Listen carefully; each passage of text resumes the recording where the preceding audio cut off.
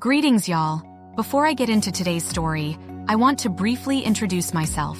My name is Solcy, and I am the newest member here at Mainstream Current. I look forward to becoming a part of this growing community. Now, let's get into it. Maine's offshore wind port faces funding setback. Maine's ambitious offshore wind port project hit a significant obstacle as federal authorities rejected the state's $456 million grant application, casting uncertainty over the planned Sears Island development. The Maine Department of Transportation's bid for federal multimodal transportation funding, which would have covered approximately 60% of the $760 million project, was unsuccessful despite strong state backing. The project, intended to be America's first purpose-built floating turbine port, now faces questions about its timeline for completion, originally targeted for 2029. Transportation Commissioner Bruce Van Note acknowledged the competitive nature of the federal grant process, but maintained that the rejection doesn't diminish the project's significance. The state continues to pursue alternative funding sources, including a separate $130 million federal grant application. The decision came as part of a broader $4.2 billion federal infrastructure funding announcement, where other projects, including Philadelphia's port expansion, $217.2 million, received priority. The main project's unique features included plans for a specialized semi-submersible barge designed for turbine assembly and installation. The project has faced mixed reactions from various stakeholders. While Governor Janet Mills and a coalition of business and environmental groups champion the port as crucial for Maine's renewable energy goals, others, including environmental advocates and tribal representatives, have expressed concerns about developing Sears Island instead of the alternative Mac Point location.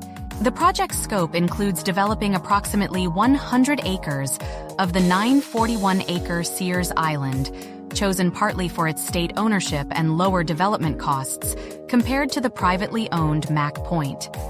Critics argue this development could impact wildlife and recreational activities on Penobscot Bay's largest undeveloped island.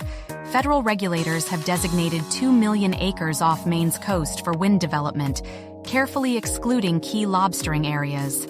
However, offshore wind development remains a contentious issue in Maine politics, with debate intensifying as implementation approaches. Looking forward, the offshore wind sector faces both opportunities and challenges. The current administration's goal of deploying 30 gigawatts of offshore wind by 2030 represents significant potential for renewable energy development and carbon emission reduction. However, political dynamics and funding challenges could impact the trajectory of offshore wind projects like Maine's port development. The state now faces important decisions about how to proceed with the project, given this funding setback, while balancing environmental concerns, economic opportunities, and Maine's renewable energy objectives. In closing, some food for thought. As Maine grapples with this setback in offshore wind development, it raises broader questions about the pace of our transition to renewable energy. While the state's goal of 100% renewable energy by 2040 is ambitious, are we moving too quickly? Offshore wind technology, though promising, remains relatively new in U.S. waters, especially floating turbines. Should we perhaps take a more measured approach, carefully weighing the environmental impacts, economic feasibility, and long-term sustainability of these massive infrastructure projects? While the urgency of climate action is clear, rushing into multi-billion-dollar developments without thorough consideration of all alternatives could lead to unintended consequences. What do you think? Is the aggressive timeline for renewable energy transition realistic, or should we adopt a more deliberate pace? Are massive offshore wind farms the right solution for Maine's energy future?